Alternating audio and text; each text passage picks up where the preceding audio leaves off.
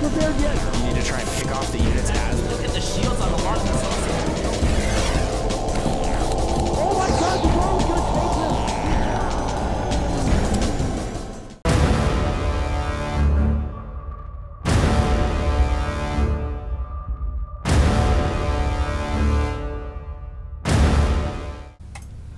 Hey, what's up guys? It's Tasteless here with Artosis. How you doing, dude? I am doing so well, Tasteless. I'm very excited to see who's going to take the lead. They are tied 1-1. It is down here in the bottom right of Shakur's Plateau. Nerchio, the amazing European Zerg player, against Mana, the amazing Protoss player from Europe, in the bottom left. We got amazing versus amazing here. Amazing, even. That's right. This is when amazing gets multiplied. These guys are actually both so fun to watch. Yeah, especially this sexy little Zerg player over here is really starting to grow on me. Is he? Nerchio is really good. Well, I have to tell you that Mana was actually one of the Protosses that I really was watching a lot way back. And one of the reasons that I actually wanted to try out Protoss for a while, being a Zerg player myself normally and switching over to Protoss, I looked at his play, I said, you know what? This guy's bringing a lot of StarCraft 1 into StarCraft 2, and that's exactly what I like. Yeah, he's a very tricky player to play against. I actually played against Mana in the USA versus Poland.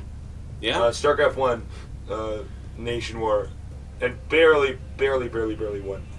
He is just so sneaky. Yeah, he is a sneaky guy, man. There's no doubt about that. I can speak for all my American Terran friends and saying we never liked playing Mana, even though I played him many times. So, if we take a look here, it's going to be a pool first. Will he get a gas or not? And the answer is yes, Tasteless. He will get a gas. Thank you for asking. No problem. I answered it in a cough. Yeah? I speak in coughs. Do you? Yes, it's not easy. How do you say my name in coughs? That's a terrible... That's more of a throat clearing than a cough. Well, the language has a lot of different ways in which it operates. We can see the probe is over here. He is waiting, or she, if it's a girl probe, is waiting to see if a drone's going to come down. That way, if the drone comes down, he builds a pylon, and then he can go elsewhere. Well, we can tell it's not a girl probe, or it would have been rallied into a heart shape, much like Hux probes normally are. And check, look under the probe. No? Alright. Not happening. Not happening. Well, we do have a Forge and a Nexus going up. I love the Nexus first by Mana. He knows the timing of these Zerglings. He knows that he can stop them with just a simple wall here.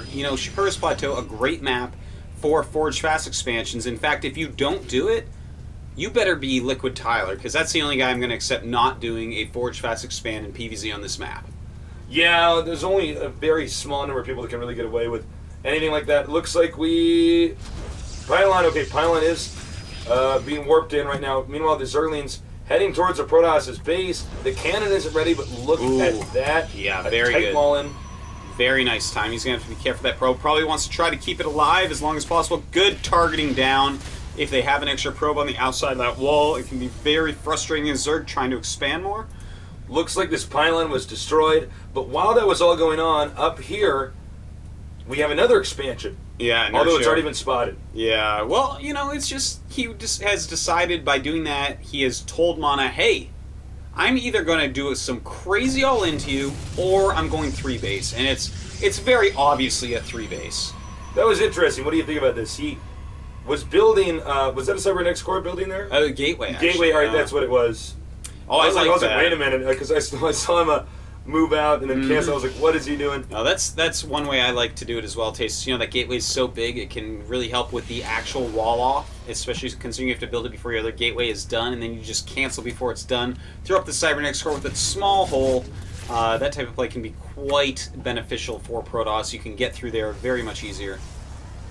The Cybernex core is done, and we're actually going to see a sort of a StarCraft 1-esque Protoss versus Zerg. It's going to be 3-base against 2-base. Yeah, Zerg always going to want to stay at least 1 base up on Protoss, and it has to really work on droning because, of course, the Chrono Boost helps Protoss keep up on probes. In fact, look at those numbers. 30 probes to 26 drones, despite queens and multiple hatcheries being out.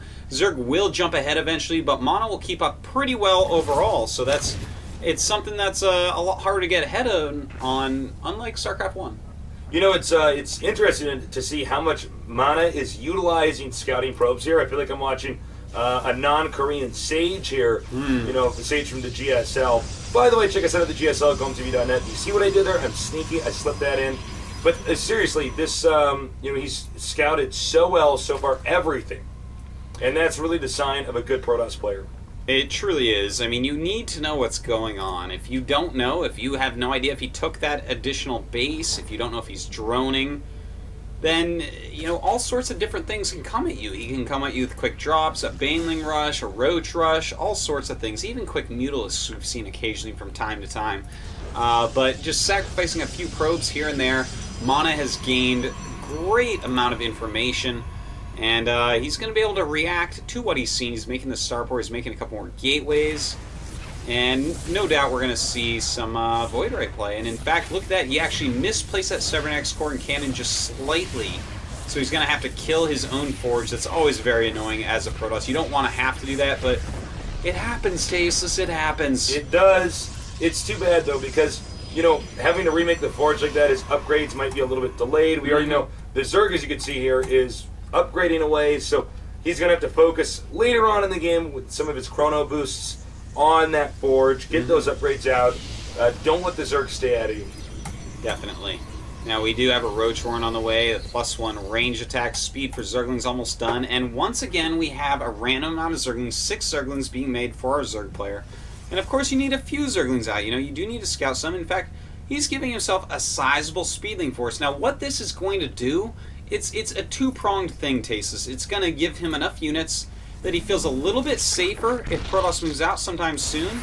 You know, he can do little things like that, make him waste some force fields, run up, run down, just kind of control the map a little bit. But it's mostly a safe feeling. What else it does is it reduces the amount of drones he's going to have. So it's actually going to hurt his economy a little bit to feel a bit safer. And that's a line every Zerg has to decide where that is for them. The Lings are out now on the map, and obviously, I think another factor for that is that there's been so many scouting probes here. He's like, all right, I need to make sure this doesn't happen anymore. Now we have the Void Ray Phoenix combination here. This is, I personally love using this technique. Take out Overlords, take out Quick Terminus if you can when they start, pick up Queens. You might even be able to take out a Hatchery if they didn't expand as soon as, or Zerg did in this case, but it's a great way to start out.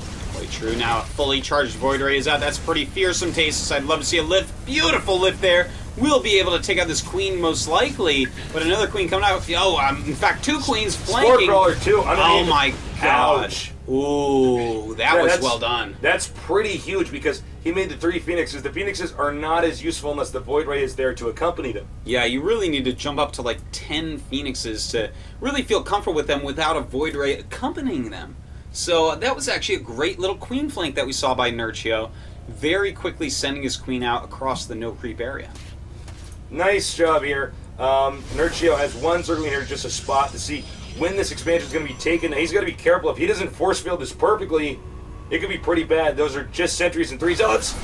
And nice force fields, in fact. Oh my god, traps a bunch of Zerglings. Yeah, very well done. Oh, could have force field that ramp, missed that, but those Zerglings are pretty trapped. You know, he should have used those Zerglings to get some of the sentries and get even more force fields forced out. And because he didn't do that, he should have enough to hold off any roaches coming in here. That'll be enough time to get cannons up and everything else. Indeed. Now these roaches going to go around, see if they can find something to do, but plenty of force fields are there for Mana, and his Phoenixes, as they regain more and more energy, will pick off what they can. You know, this is the great thing about going for an opening with Void Rays and Phoenixes involved. They're active units, Stasis, all game long. You can use them to try to gain little tiny edges. So we see Zerg expanding again over here as well as here. So he's basically taking over almost the entire right side of the map right now. Protoss just waiting to get this Nexus complete. So Mana is definitely getting behind. It's going to be 3 bases against 5 bases, and even the Zerg's 4th base will start up before this the Protoss is 3rd. You know, that was very well said, Tasteless. I'm actually really gaining a lot of respect for Nerchio here. He's understanding that, oh my god, you know what? He forged fast expanded into a Void Ray that did nothing, and then took a pretty quick 3rd that's safe because it's Shakuras. Well, hell, I'm going to make 2 more hatches. So it's awesome, awesome play by Nerchio right now. you know, if you ever, guys, those Zerg players, if you ever see, actually, hold that thought. Okay, thought's done being held. That's a lot of roaches. You can always expand more against players who are getting Stargates. Yeah, that's very true. Especially when the layer's done, it's much easier because, you know, Phoenixes, they're great against, you know, taking out drones and stuff, but they can't pick up buildings. No, they can't pick up I hate buildings to at blow your all. minds that somebody's like, they can't. He's like, That's right, no man. way. Once I cast it on a barracks, and the barracks lifted right off. No, dude, he lifted off himself, you nub. Ah! All right, Zerg, I think really starting to take a lead here. So many roaches are out. You can see macro hatcheries are being set up, and we even Hydralisk Den. That's not very impactful. We have 103 drones. Against 69 probes. Ooh. That is a pretty impressive drone count. I love to watch Zergs that like to go over 100 drones. He will get rid of some. Look, he's already making a lot of spine crawlers. That's a great way to play the matchup, Tasteless. Get a ton of spine crawlers after you have a sick economy before any Protoss timings actually come out. Yeah, he's taking out the queen here. But, you know, oh, hold that thought. Oh, my God. Nidus Worm. Nice Nidus, but Mana finding it Oh so my quickly. God. Will he Is it get too it late? down? Roaches want to come out, but only Zerglings popping out so far. And, Wow, that was so close. yeah, in fact, he could throw up another one right this second if he wanted to, but it looks like he's just fine with what he's got. He's afraid of more units rallying in. Smart move by Nerchio not to continue, but, I mean, it did alright. You know, he killed off a couple probes and 3 stalkers. Well, the only problem now is that the Zerg's hand has been tipped as far as the Nidus Worm goes, which, is that? No, that's a Spire. There he is. There he is. There's that Nidus Worm butt. All right. That's the butt. That's the butt, man. Well, it looks like the head is trying to come through, Tasteless. Watch out, but, well, there's obviously plenty of units there to take that out, and that is a dead Nidus. Well, unfortunately, it's going to be hard to pop out a Nidus anywhere else because the Phoenixes are taking out units, or Overlords rather, all over the map, so it's a little bit trickier to try to sneak one out. Now, Tasteless, I mean, this is getting pretty action-packed, so I have to ask you real quick, is a Nidus Worm like a Brontosaurus? Does it have a brain near its butt and its head? It does. Oh, okay, thank you. Now we know. Now we know. You're a Zerg paleontologist. I am. All right, here he comes in here. Oh, every time I see he's going to come in there, he doesn't do it.